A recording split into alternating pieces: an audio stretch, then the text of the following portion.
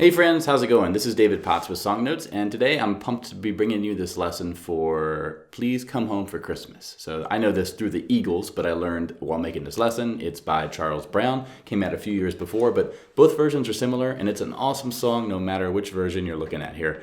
So I'm going to get you started with this one, and that's just what this lesson is. It's going to be an acoustic inspired sort of get your foot in the door with this lesson. I'm going to focus mainly on the first verse.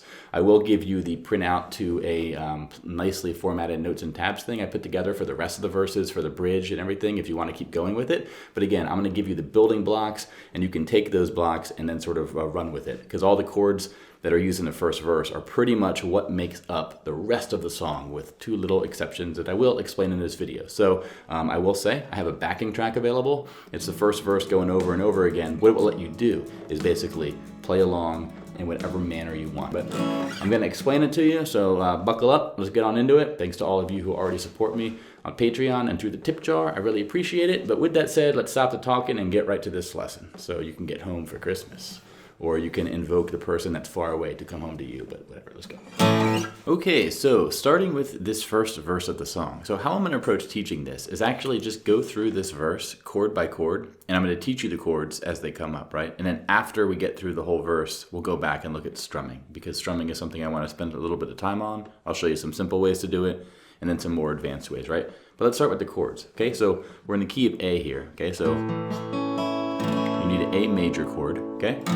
Now, A major 7, this is the second chord. It might be one you're not familiar with. It's very similar to A though. So basically what it's going to entail is this middle note of the 3-note cluster here. We want it to be on the first fret instead of the second fret, okay? So instead of open, second, second, second, open, we're gonna have open, second, first, second, open, okay? So 0, 2, 1, 2, 0.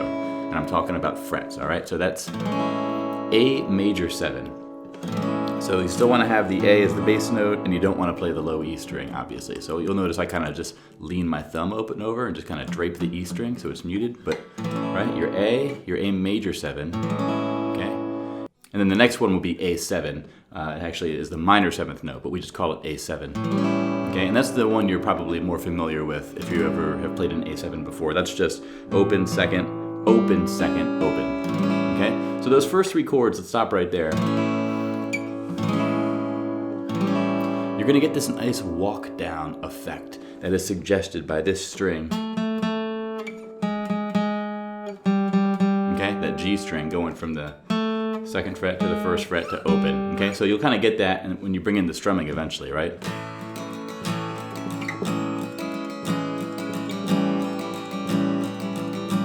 Okay, so those are the first 3 chords. You want to make sure you can have those sort of in your pocket and ready to go.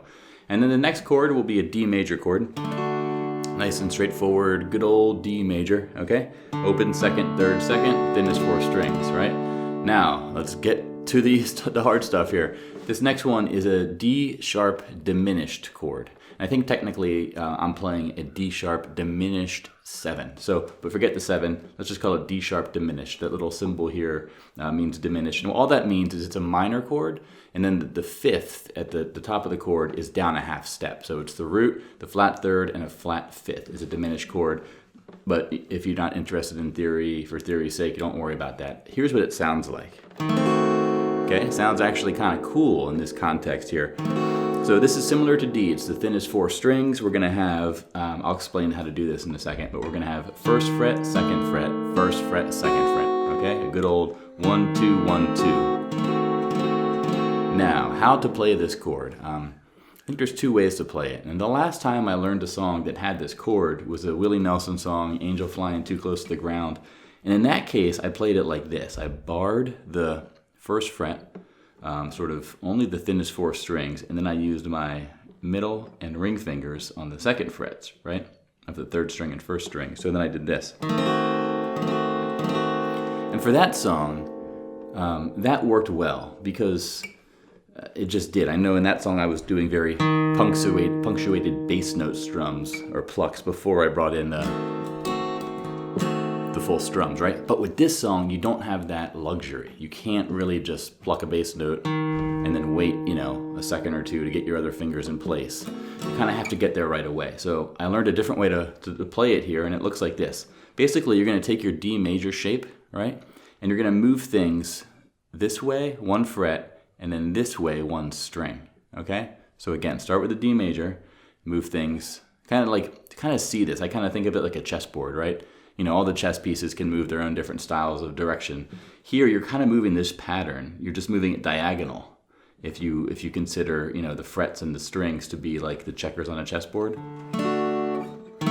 you get this same triangle shape there. So that's a good thing to practice first, is just do those 3 notes on the D major and then here. And make sure you can just get that jump cleanly, right? It's kind of like you have 3 legs and you have to jump and land on 3 different rocks at the same time. It's tricky. It took me a while to get. Now, once you have this part done, then you want to bring your pinky into the equation. And I put that, or you put it on the 2nd fret of the 1st string. So that's what the chord sounds like in full, okay? So this is a tricky one for sure, but it's something you really need to get the sound of this song. So after that, we go back to an A, and then back to a D. And then here, we have this little walk-down-y type thing, from an A to an E to an F sharp minor, okay? I'm guessing you know E major, right? Open, second, second, first, open, open. Now, F sharp minor is second, fourth, fourth, second, second, second, right? It's the relative minor of A major. It's, you know, it's a bar chord. It's not something you can just pick up and play necessarily, unless you have a really nice guitar or really strong hands or whatever. But, you know, I have a video showing you how to play that one if you need to know. But I'll say that in the song, there's a suggestion of this walk down that's happening, right? I see some people play this section as by going A, and then they'll play, instead of the E, they'll do like a A with a G sharp bass note. 4th fret of the 6th string here, that's a G sharp. So you could do a, I can't do it that cleanly, and then, right? That's what some folks do when they teach this song, and that's awesome if you can do it. I don't feel comfortable doing that. It doesn't sound as satisfying. It doesn't feel satisfying to me as a guitarist, and I can't play it as well. So what I'm doing here is sort of cutting a corner a little bit by going from an A to an E to an F sharp minor. And here's the key. The real difference in note is going from this A note, you know, 2nd fret of the 3rd string, to this G sharp. This is a G sharp right here. And this G sharp is also in the E major chord. So what I kind of like to do when I play this part is maybe kind of strum, put like the little accent in your strum or the emphasis on those middle strings, that 3rd string if you can. So you kind of get that walk down if you kind of focus on those middle strings. You get the suggestion of that walk down, right? Right? A little bit of a walk down there, right? Okay, that's the sort of ideal, but that's how you play the F sharp minor. And if you want to do the little walk down tease with the G sharp note on the E major, you can. But basically, that's what we're talking about there.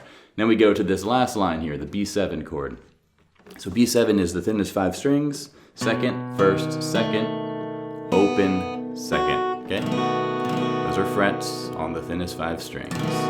B7 is a great chord. We use it in lots of country music, and it's just really cool stuff you can do as an alternative to doing a regular B major chord, right? Which I do not like that chord, just because it doesn't have a good open variant, except for the B7. The B7 is your friend here. So that's a B7. It's tricky. I recommend, similar to the D sharp diminished, is learn these 3 notes first, the 5th, 4th, and 3rd string. Get used to going to those notes. If you need something to practice, maybe you go from an E to a B7, those thinnest 3 notes there, back to the E. And you'll notice if you do that, your middle finger is on the same note for both chords. And that makes the switch easier. E, whoops, E, so to B7, right? And if you focus on those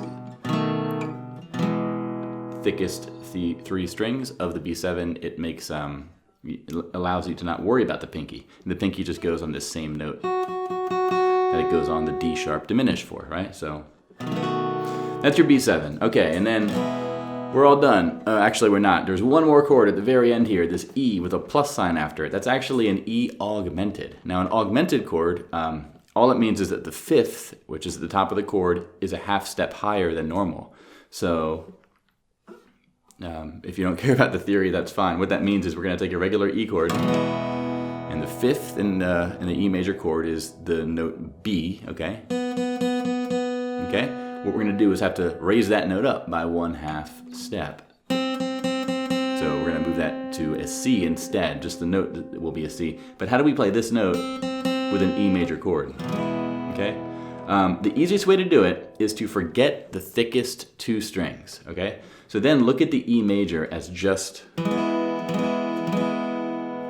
these thinnest 4 strings, right? So 2nd fret, 1st fret, open, open. And it's important that I'm using my ring finger here on the 2nd fret of the 4th string, because on the E major normal chord, that's where that ring finger is. And we're going to switch from an E major to this chord.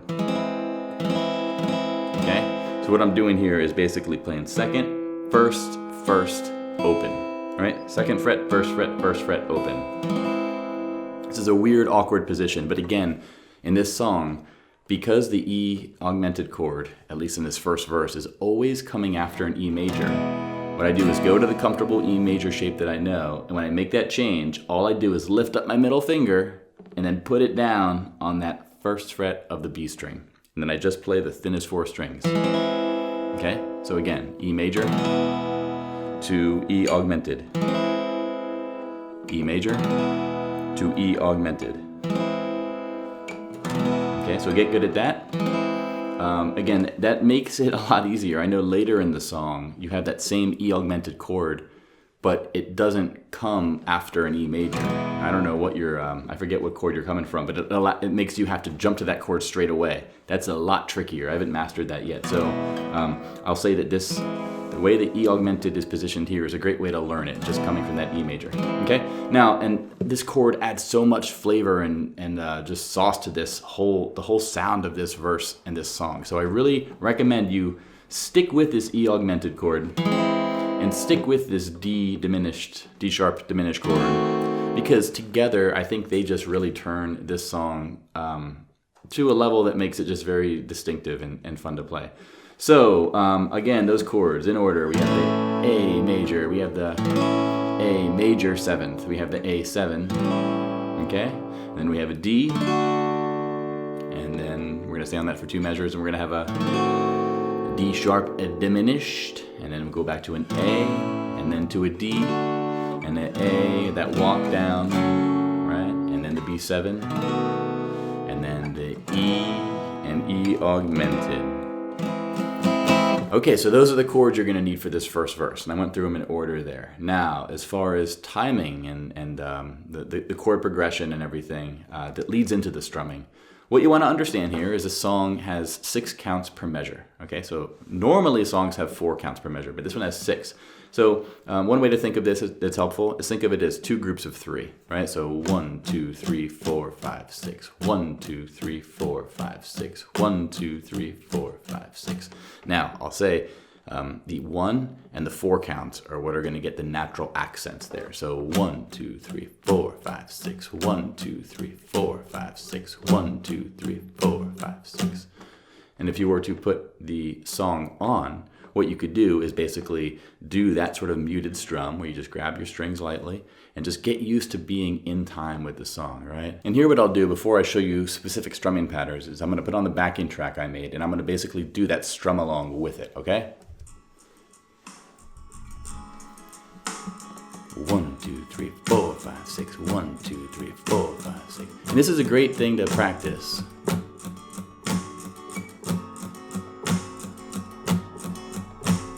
Because it allows you to practice staying in time. You're not worrying about any of the chord switches yet, and it lets you just get the feel and the pulse of that, that 6 counts per measure thing. So that's what I want to talk about rhythm and the timing of this song. Now, as far as the strumming, basically 6 counts per measure, and most of the time we're going to stay we're going to do one chord for each measure, okay? There are a few exceptions to that. Sometimes we stay on a chord for 2 measures here. So if you look at this chart, you see we're on one measure of A. So 1, 2, 3, 4, 5, 6, A major 7, 4, 5, 6, A 7 for 2 measures, 4, 5, 6, 1, 2, 3, 4, 5, 6, D for 2 measures, D 2, 3, 4, 5, 6, the diminished, 1, 2, 3, 4, 5, 6, A 2, 3, 4, 5, 6 to D. Then we do 3 counts of A, 3 counts of E, 6 counts of F sharp minor, then to B7 for 2 bars, and then to E 2, 3, 4, 5, 6, and then the E diminished for 6 counts. Okay, so again, the idea there is 6 counts per measure. Usually we're going to be one chord for each measure. We're going to add strumming just in 1 minute here, but I want you to understand that the measures where you go from the A to the E to the F sharp minor, you're going to be on 3 counts of the A and then 3 counts of the E and then to 6 counts like normal of the F sharp minor. Okay, so that's basically the timing. I want you to understand that. And let's talk about strumming patterns next. So, okay, now as far as strumming patterns go, how are we going to bring strumming into each of those 6 count clusters? The easiest thing to do to start with is just to add a single down strum on the 1 count and the 4 count of each measure, right? So 1, 2, 3, 4, 5, 6, 1, 2, 3, 4, 5, 6, 1, 2, 3, 4, 5, 6, 1, 2, 3, 4, 5, 6, 1, 2, 3, 4, 5, 6, 1, 2, 3, 4, 5, 6, 1. Okay? 1, 2, 3, 4, 5, 6. That's basically, it's just 2 down strums per every 6 count, which is a nice way to get started. You could simplify that even further and just do it on the 1 count if you wanted to, right? So come into it slow is my point here. You don't want to overwhelm yourself right off the gate. Next, what I recommend doing then is kind of finding that 8th note pulse, right? For every one of the 6 counts, you want to do a down strum. But do it nice and light, okay? So 1, 2, 3, 4, 5, 6, 1, 2, 3, 4, 5, 6. And when you do it nice and light, what it lets you do is do an accented or heavier strum on the 1 count and 4 count, right? So 1, 2, 3, 4, 5, 6, 1, 2, 3, 4, 5, 6, 1, 2, 3, 4, 5, 6, 1, 2, 3, 4, 5, 6, 1, 2, 3, 4, 5, 6, 1, 2, 3. Right? That's as opposed to just going heavy out of the gate.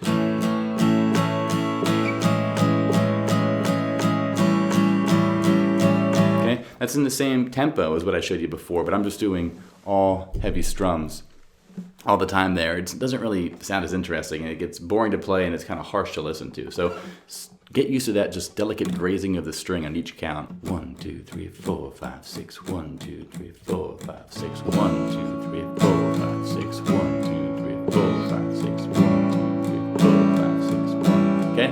Then it lets you bring in the accent. And on some of those lighter strums, you actually can just not strum at all. You can kind of just have the littlest suggestion of it, right?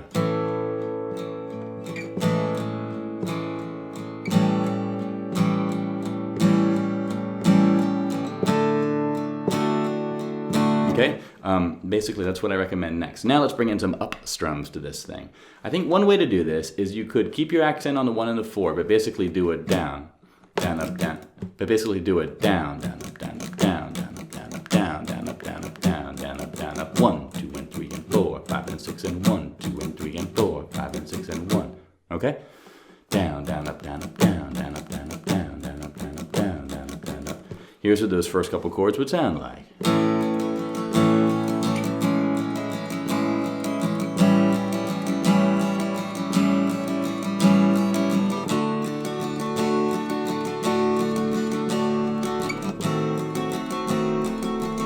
Okay, that's a perfectly fine way to do it. I think what I prefer to do with this one, though, is this one right here. And this is a bit advanced, so don't feel like you have to jump right to this one. But it's basically a down, up, down, down, down, up, down, up, down, up, down, down, down, up, down, up, 1, and 3, 4, 5, and 6, and 1, and 3, 4, 5, and 6, and 1, and 3, 4, 5, and 6, and 1, and 3, 4. So what that does is it kind of makes the lighter half of each 6 count sequence feel a little bit just lighter and airier, right? And that's nice because it kind of like stumbles into a nice roll in the second half of it. It just makes it a bit more interesting. And then the final thing you can do with that is on the 1 count, maybe you do a suggestive like bass note whatever the bass note of the chord you're playing is, kind of just play that note and maybe 2 or 3 strings extra. Like, don't do the whole chord, is what I'm saying. And here's what that sounds like, basically.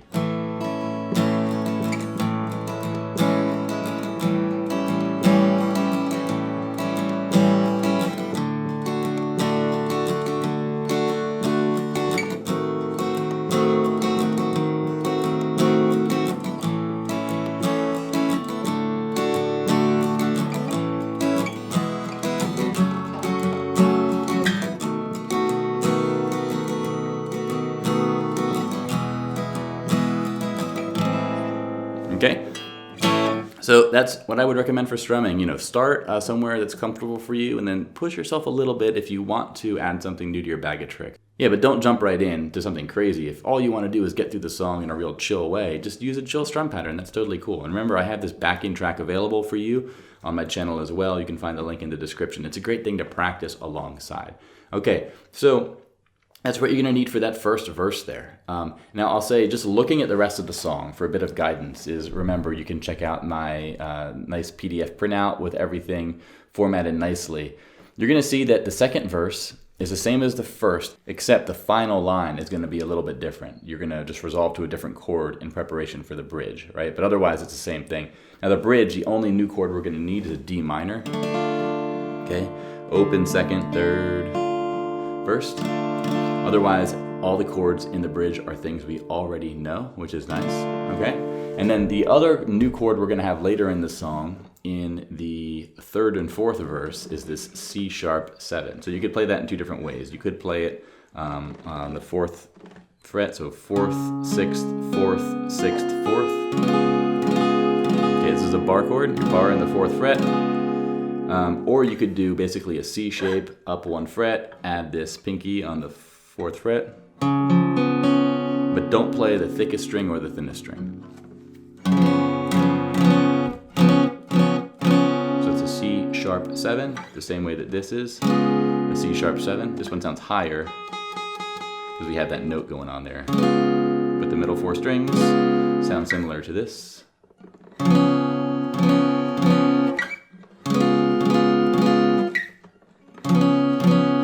Admittedly, I'm not too fast at switching to that one yet. And again, I'm not going to focus on teaching you the rest of the parts of this song as far as playthrough goes, but you can follow along what I have here. Check out playsongnotes.com. It's all there waiting for you, as well as the download of the PDF if you want to follow along with that. But I hope this was helpful for you for getting through the first verse of this song. It's a really fun song, and just playing the first verse chords over and over again have been very enjoyable for me. So remember, check out the backing track, and yeah, check out my website too if you like my lessons. I have plenty more. And let me know what requests you have as well. But this has been David Potts, y'all. Thanks for watching. Have a great one. Bye-bye.